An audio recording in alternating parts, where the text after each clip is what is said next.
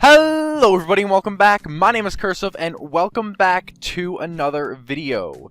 Today I'm here to welcome you all to the summer kickoff tournament that I have been promoting at the beginning of all my videos for a little while now. Well, guess what? The tournament is started and we are here for the round 1 feature match. Obviously neither of these players have any record whatsoever, so we're just gonna hop into a match here. I thought this match seemed interesting. And yeah, that's basically it. I'm joined by Rook's Table, just like last tournament, and we're going to have a bit of fun here. Thanks for having me, Curseof. Yeah, a lot of fun. So this is the preliminary stuff. This is round 1. I've never seen these names before, so it'll be interesting to see what they play. Yeah, nor have I, man. So we have Simon down here, and we have Fantonium, and his Discord name is HEHNUP, but we're not going to say that. Oh, I played him... Maybe it was in Tetra's tournament a couple weeks ago. Heh, nup. Heh, nup. I just remember seeing that, and I was like, heh.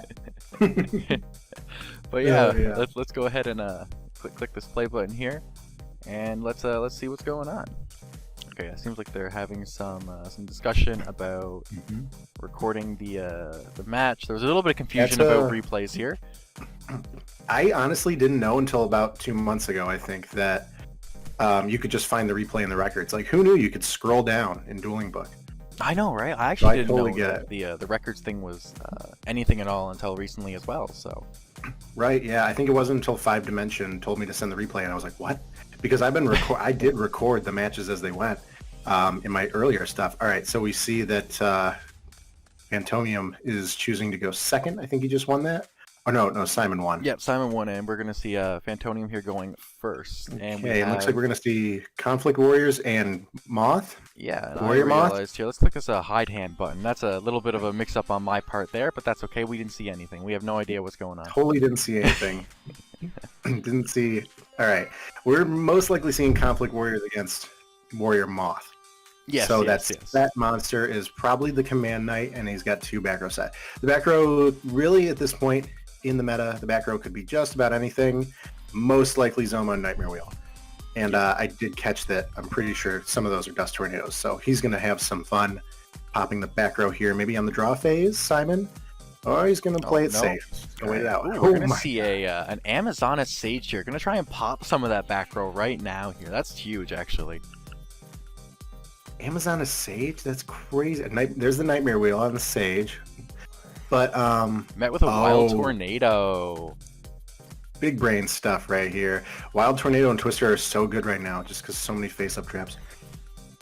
And then, okay, well, let's keep the chaining party going. We got Dust Tornado on the back row there, and that was the offerings. Okay. Yeah, okay. But I'm pretty sure that this set monster for Simon is the Command Knight. Yeah. So interesting that he wanted a Nightmare Wheel there, because it was just going to bonk him. Oh, but I see. But the Sage attacked and was still on the field. So at the end of the damage step, he is able to get a pop. And that's the other Dust Tornado. So now, from a card advantage standpoint, Fantonium has 1 up on him. But the Command Knight's pretty strong. I am confused as to why Dust Tornado was added to the previous chain, though, because if both those were Dust Tornadoes, and Sage targeted, there was no reason he couldn't chain the dust to that target and then keep one of his dust set. So... oh, true. I think that he just caught up in the chaining maybe and didn't think it through. Yeah, seems so. All right. Well, we got a good onslaught here for Simon now. Command Knight at 16, buffing itself. And Gearfried coming out, 1800 buff, 400 from Command Knight. That's a 22. So now we're going to the battle phase, and we'll be able to swing over Sage no problem here with both monsters, even if he has something like a Sphere Kribo as the 1 card in his hand. And then the set card, we just have to figure out what the set card is. But if it's Conflict Warriors, then it's either going to be Command Knight or maybe something like Newdoria. So Gearfried, was that Gearfried? Swinging over that Sage. Was Gearfried. He opted to go with the big monster over the Sage. They're not quite necessary and a bit debatable, but we will see if he runs into a set Command Knight here. Obviously, 1600 is not going to get over that big defense that Command Knight does have. That is true. Yeah, he was going for as much damage as possible there. He lost at 800, and now if this is something like that is the Command Knight. I was gonna say if this is something like the Newdoria, it wouldn't have necessarily mattered who attacked because he would have just popped the one that didn't swing. But yeah, a little bit of a bump there, and lost 300 for Simon. But now he has an idea. This pretty much confirms for him this is Conflict Warrior, because we don't see something like Amazoness Sage in this deck. I mean, it is technically a warrior, Oh, which is crazy to think about. But wow, look at this field. Meet the Command Knight gear feed with a Command Knight gear feed. That's very, very interesting. But yeah, no, Conflict Warrior is really nice to see. Definitely a solid tier 2 deck here, and yeah, we got a few of these chilling in the tournament. We're gonna see him pop the skill here. Here we go. I think so. Typically, when this deck has 2 monsters on the field, and I mean, 4,000 life point total in Speed Duel isn't that much, and if you're able to steal a monster for a turn, a lot of people do the steal a monster, maybe tribute for gap, but if you're able to just do the steal, then go for it. I mean, and he's totally not playing around this back row at all. He is just like, let's hope that this isn't anything serious. Let's get game in, or at least very close to game. Yeah, so we're obviously going to see him use the monster he just stole to get over that Command Knight, as it can attack directly, so it's going to be the guy to get over that. And we're just going to see Simon just scoop up right there. Wait, really? That back row was... So Command Knight was at 16, Gear Freed was at 22. That would have been 600. And then we would have seen, oh yeah, 22 and then 16 directly. Yeah, that would have been it. Yeah. So the back row must not have been working it. Maybe I forgot Dust the Command Knight Tornado was buffing there. Yeah, exactly. But yeah, no, Command Knight is so powerful in these Warrior decks. And Warrior-Moth and obviously Conflict Warrior. Nice to see a cute little Warrior matchup, though. Which one's better? The Moth Interesting variant or the to see the one? Sage is... It's interesting to see the Sage as like a workaround to magic removal. Yes. Like maybe he couldn't find a room for Twister or Dust Tornado, but he got the Sage in there. But I think the MVP of this deck is Inner Conflict for sure. Oh, like 100%. That's just, it's almost something that people that don't play against Conflict Warrior, they're gonna forget that skill's there until it's too late. Like they'll have their field set up and think that everything's fine, and then just nope, that monster goes away, the entire momentum shifts, and then the game's over because yeah, usually you're going for the win there. Yeah, well, we got Fantonium going first here. Really good setup with 2 back row and a Gear Freed. Good, strong first hand. And now Simon here on the draw. Yeah, obviously back row is so prevalent in this format. Like, you just want to see at least one monster and some back row every single starting turn. Just try and set up for anything your opponent can do. Now, we did not see a Parasite Paranoid come down from Simon last game, so... we might see that's right. He's playing. He was just playing Straight Warriors that last game, I guess, right?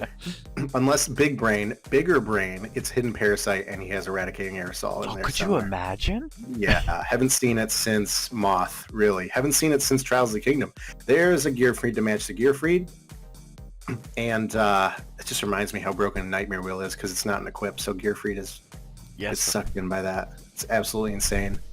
Who put that in the game? Oh, there's the Parasite. Okay. We're going to see him pop the Parasite, so he must have a Moth in hand in this circumstance. This is going to be absolutely devastating if he has the Moth in hand, because he's going to be able to cocoon. There it is. Goodness. There it is. There it is. So typically cocoon activates and he gets one out of the deck too, and then he'll get the shuffle draw. Actually, wait. I'm sorry. He couldn't equip it to the Gear Freed. I was thinking like he was tributing, but we were just talking about Gear Freed breaks equips. So actually a good counter there, Gear Freed, but still got the Moth out from the hand, so good stuff. And he's able to shuffle back in with Cocoon's second effect. Yeah, so just goes even neutral. when Moth loses, it wins. Moth never loses. It blows my mind. Moth never loses, because even when you lose, you win. Like I remember I was playing one of my games, and it was against you, a remote duel. I twisted your Parasite, and you still got the Moth from your hand. I was like, oh, shoot. Yeah, even when you lose, you win. Worst case scenario with Moth, you go neutral. That's the worst case scenario, sure. Which is absurd. We're going to the battle phase here, and let's see if Simon is afraid of the back row by heading up. He's gonna go for We're going crash. for Gear Freed Crash. Oh no, he's going to Offerings here on his own declaration. Okay. That's interesting. Okay, we have a Zoma. Oh, no, we don't. Is that an accidental Zoma? We didn't see a Zoma. A little bit of a flex there. A little bit of a flex. We're taking the swing. So he's waiting for he's waiting for the Moth swing, because now if Moth beats over that, it'll be 3,500 to Simon for Zoma's effect, and he'll take nothing here because Zoma's in defense. But if that back row Simon has is the Dust Tornado or a Twister, then we are looking at game. And it doesn't look like he has it here. Wow! Oh, wow! These offerings on attack declarations. That's crazy. Yeah, and that's just it. That's it. Just double offerings and swing directly, and that's game. Weird couple games. Yeah, very. That was unnecessary to drop the offerings after you attack every single time, but you know, whatever. Yeah, that threw me for a loop too. Like I think I would have just offerings in the battle phase Yes, 100%. and then swung. Yeah, but that's good. We like And to he had them switch it both. up. You know, obviously really good that offerings is a quick play spell play right from your hand there in your own battle phase. And you don't see to get 2 offerings in the same turn is super. It's really good because you know you don't skip 2 draw phases, right? You just still skip the 1. So if you got them, you know, smoke them if you got them with the offerings. And that's exactly what Simon did to take that second game. But now he's going first.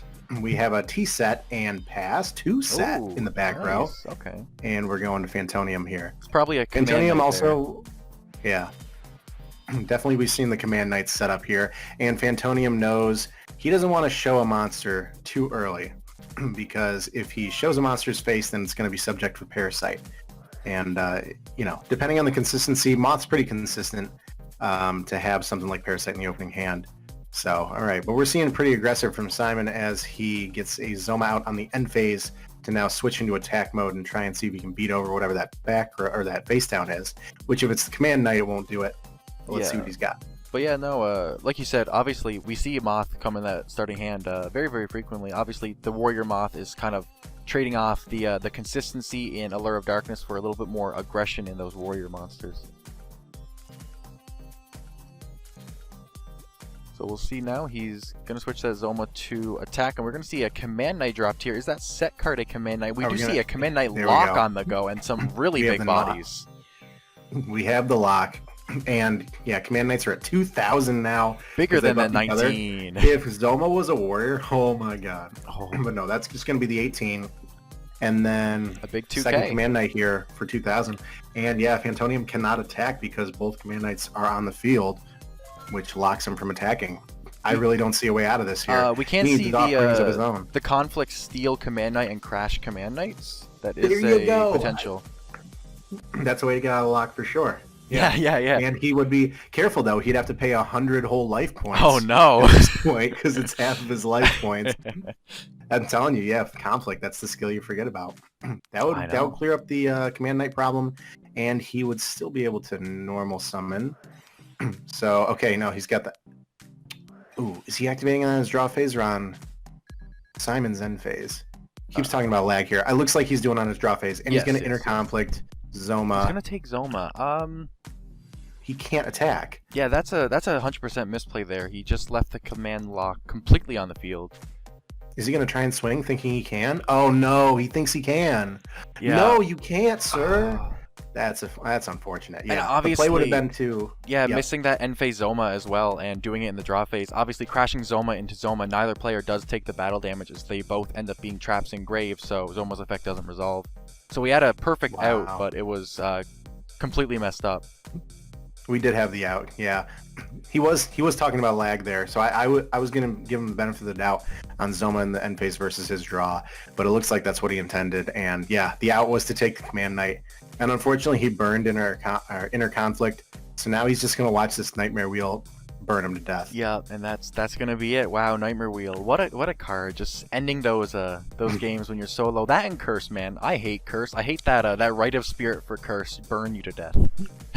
Oh yeah, PTSD right there. Yes. But hey, shout out to this guy Fantonium for Amazoness Sage and the Dark Red Enchanter. 2 cards I have not seen since before the starter decks came out. So way to sprinkle those in, and using Inner Conflict, which yes, Conflict Warriors is a tier 1 deck, but it's still, I think, the least meta deck I see is Conflict Warriors in my experience. I see a lot of Moth and a lot of Twisted Personality.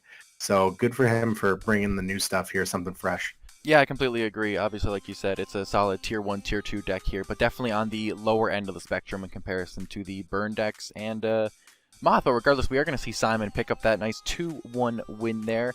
Obviously, a bit of lag on Fantonium's side, but he didn't complain too much. He dealt with it.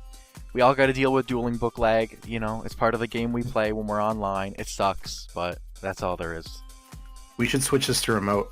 Yes, I agree. Duels only. That'd be crazy. But yeah, no, good stuff to both. I hope that let's see, this was round 1. So shake it off.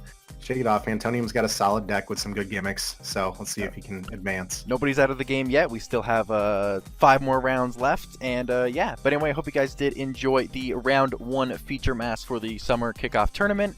I'll catch you guys not tomorrow, but the following day for a nice round 2 feature match. So make sure you guys look forward to that, and that's gonna be a wrap, guys. Peace.